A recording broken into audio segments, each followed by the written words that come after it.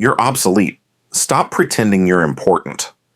The message popped up just as the Formula One engines roared past the starting line.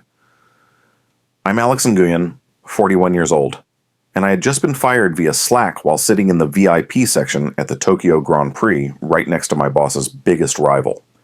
The notification sound cut through the thunderous roar of 20 cars racing past at 200 miles per hour. My phone screen glowed with the familiar purple Slack interface, but the words felt like ice water in my veins. Connor Walsh, CEO and founder of Veltrix Solutions, had just terminated my employment with all the ceremony of ordering a sandwich. I stared at the message, reading it 3 times before the reality sank in. 6 years of my life, condensed into a single dismissive sentence. The irony wasn't lost on me that I was receiving this digital pink slip while celebrating what should have been the biggest victory of my career. Just 2 weeks ago, I had closed an $18 million contract with Shimada Robotics, the largest deal in Veltrix's history. The Tokyo Grand Prix tickets were supposed to be my reward, a celebration of bringing Japanese precision engineering into partnership with American software innovation. Everything all right? The voice beside me spoke in accented English.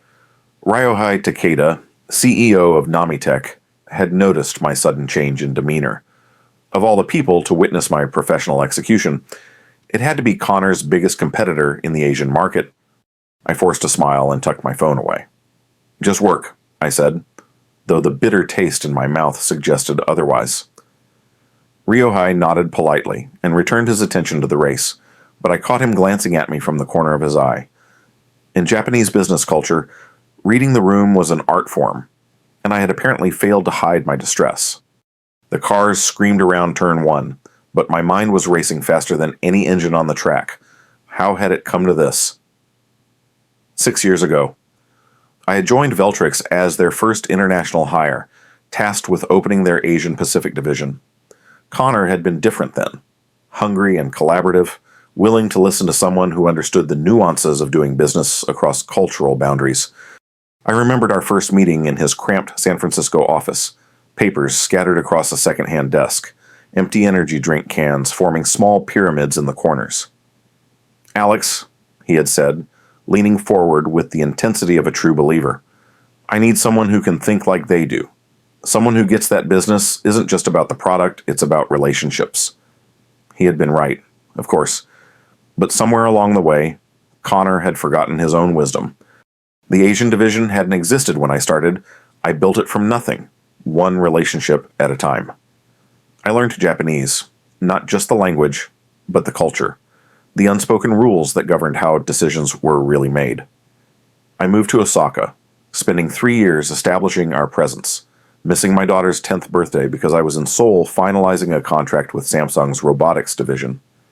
Every late night, every missed family dinner, every cultural faux pas I learned from, it was all building toward something bigger.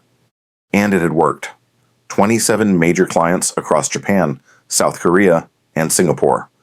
Revenue had grown from $0 to $43 million annually. I had built something Connor could never have imagined when he first hired me. But success, I learned, can be a dangerous thing when your boss starts seeing you as competition rather than collaboration. The signs had been there for months. Connor had begun excluding me from strategic planning meetings, citing scheduling conflicts that seemed to coincide perfectly with every important decision. He started taking credit for deals I had spent months cultivating, presenting my work to the board as his own strategic victories. When projects hit snags, suddenly they became my responsibility, my failures, regardless of factors beyond my control. Then came Evan Miller.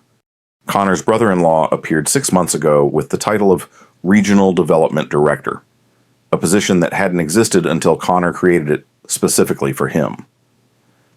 Evan had an MBA from a decent school and precisely 0 experience in Asian markets. He didn't speak Japanese, had never lived outside of California, and possessed the kind of cultural tone deafness that could destroy relationships I had spent years building.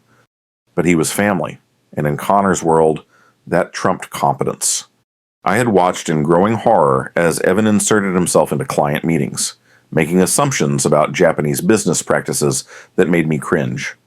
He would interrupt clients mid-sentence, a cardinal sin in a culture that valued careful listening and respectful dialogue. He pushed for quick closes on deals that required months of relationship building. Worst of all, he seemed to view every interaction as a zero-sum game, where someone had to lose for him to win. The email forwarding had been the final straw, though I hadn't realized it at the time. 3 weeks ago, I discovered that all correspondence with our major clients was being automatically copied to Connor and Evan.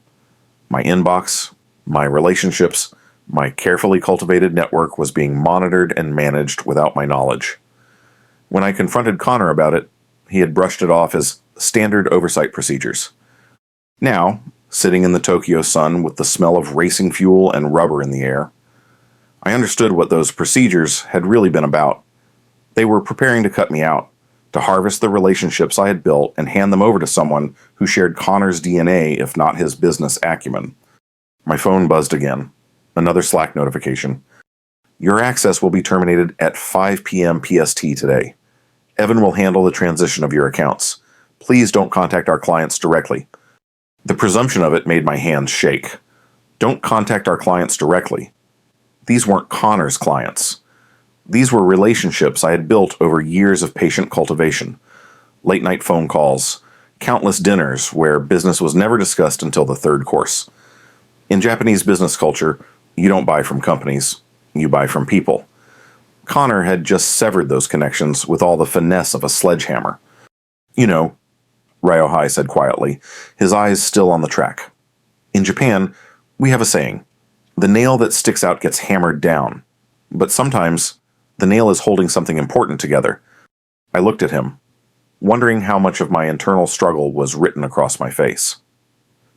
Ryohei Takeda was a legend in Japanese tech circles, a second-generation entrepreneur who had built Namitech from his father's small electronics repair shop into a billion-dollar software empire. More importantly, he was exactly the kind of competitor that kept Connor awake at night. I'm not sure I follow, I said carefully. Ryohei smiled, the kind of expression that held layers of meaning. We've been watching Veltrix for some time. Your work, specifically. Building relationships in our market is not easy for American companies. Most fail because they try to impose their culture instead of adapting to ours. He paused as the cars completed another lap. You've been different, respectful, patient, effective. There was something in his tone that made me pay closer attention. This wasn't casual conversation. We've been considering expansion into the North American market. Ryohei continued. But we lack someone who understands both cultures, someone with the relationships and credibility to make such an expansion successful. He turned to face me directly. Perhaps you would be interested in continuing this conversation over dinner. The race continued around us, but suddenly the real competition was happening in the VIP section. I thought about Connor, probably sitting in his San Francisco office, confident that he had successfully eliminated a threat to his authority. He had no idea that he had just created his worst nightmare. I'd be very interested, I said. That evening, in a private room at Kikunoi, one of Kyoto's most exclusive restaurants, Ryohei and I spoke for 4 hours. Not about business, at first, but about philosophy, about the art of building lasting relationships, about the patience required to succeed in markets where trust was earned over years, not quarters. Tell me about Shimada Robotics, Ryohei said over the 5th course, his chopsticks poised over a perfectly arranged piece of seasonal fish. I told him about the 18 months it had taken to build that relationship. The initial introduction through a mutual contact, the 6 months of meetings where we never discussed business, the careful process of understanding their needs, their culture, their decision-making process.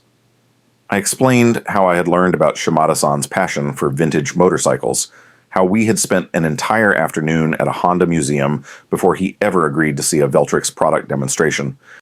And now, Ryohei asked, now Connor thinks Evan can maintain that relationship with a few PowerPoint presentations and aggressive follow-up emails. I set down my chopsticks. Shimada-san will be polite, but the contract will disappear within 6 months. Ryohei nodded slowly. What if it didn't have to disappear? What if there was a better option? Over the next 3 days, I made the most important decisions of my professional life. First, I flew back to Osaka and met with a lawyer who specialized in international employment law. The non-compete clause in my Veltrix contract, I discovered, only applied to American companies. It said nothing about working for Japanese firms. Second, I began making phone calls. The conversation with Shimada-san was delicate but decisive. I explained that I was no longer with Veltrix, that my replacement lacked the cultural understanding necessary to serve their needs effectively. I was careful not to criticize Connor or Evan directly, letting Shimada-san draw his own conclusions about what this change might mean for their partnership. "Nguyen-san," he said after a long pause, "we have worked together for many months. We trust you, not your former company. If you were to find a new position with a firm that could serve our needs, we would be very interested in continuing our relationship." The conversations with my other major clients followed similar patterns. These were people who had trusted me with their business, who had taken risks on an American software company because they believed in my commitment to their success. Learning that I had been unceremoniously dismissed didn't inspire confidence in Veltrix's stability or judgment.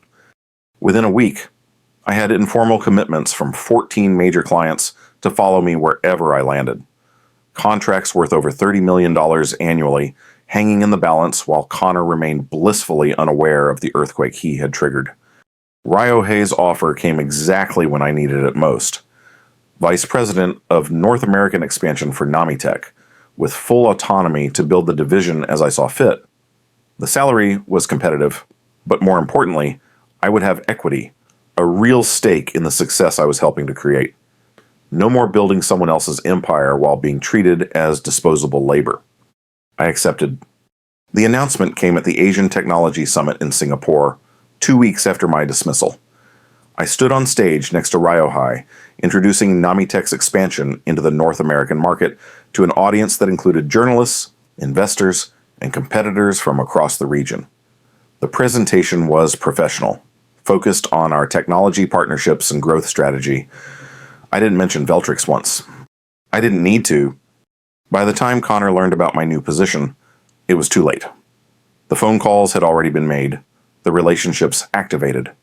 Shimada Robotics sent a formal letter terminating their contract with Veltrix, citing concerns about account management continuity. Within days, 4 more major clients followed suit. Connor's response was predictably desperate. He flew to Tokyo for emergency client meetings, bringing Evan along as his supposed Asian expert. The meetings, I heard through my network, were disasters. Connor's approach was all wrong for the Japanese market. Too aggressive, too focused on short-term deals rather than long-term partnerships. Evan's presence only made things worse. His obvious inexperience highlighting exactly why these clients had lost confidence in Veltrix's Asian operations. Meanwhile, I was in Los Angeles setting up Namitech's North American headquarters in a sleek office space in Century City. The irony wasn't lost on me that I was now competing directly with my former employer, using the very relationships and expertise that Connor had dismissed as obsolete. The business flowed faster than I had expected. My former clients became Namitech clients, but more importantly, they became references. In B2B software, nothing sells like success, and nothing builds success like satisfied customers who trust your team. Within 3 months, we had signed 12 new contracts worth over $20 million. Connor tried to fight back. Of course, he hired a team of lawyers to explore whether my activities violated any agreements. He sent Evan to conferences where he gave presentations about Veltrix's renewed commitment to the Asian market. He even tried to poach some of my new team members with inflated salary offers. None of it worked. The problem wasn't just that Connor had lost clients, though that was certainly part of it. The deeper issue was that he had revealed something fundamental about his character and his company's values. In the small world of enterprise software, word travels fast. The story of how Veltrix had fired their most successful regional director via Slack on the same day he was celebrating their biggest deal became a cautionary tale about corporate culture and leadership. Potential clients started asking uncomfortable questions. If Veltrix treated their top performers so poorly, how would they treat their customers? If they couldn't maintain internal relationships, how could they be trusted with external partnerships? If their leadership made such obviously bad decisions about personnel, what did that say about their judgment in other areas? The answers to those questions cost Connor his company. 6 months after my dismissal, Veltrix's board of directors called an emergency meeting. Revenue from Asian operations had dropped by 80%. Several major investors were threatening to pull their funding. The company's valuation had fallen by more than half. Connor was forced to resign. The news reached me through multiple channels the same day. Former colleagues at Veltrix sent congratulatory messages. Industry publications ran articles about the dramatic leadership change at struggling software firm.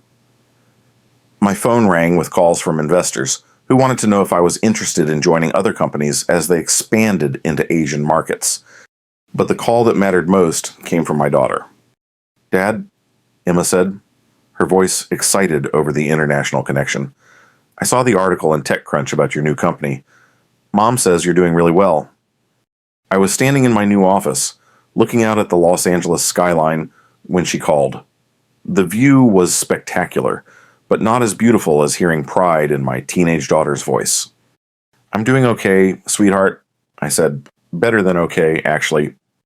"I'm proud of you, Dad, for not giving up when that jerk fired you." I laughed, though I probably shouldn't have encouraged her language. "It worked out for the best." "Are you happy?" she asked, the question carrying more weight than her 16 years should have allowed. I thought about it for a moment. Was I happy? 6 months ago, I had been fired via text message while celebrating what should have been a career triumph. I had lost a job I had poured 6 years of my life into, watched as my work was handed over to someone completely unqualified, and been told that I was obsolete. But sitting in my office, leading a team that respected my expertise, building something new with partners who valued my contributions, I realized that Connor had actually done me a favor.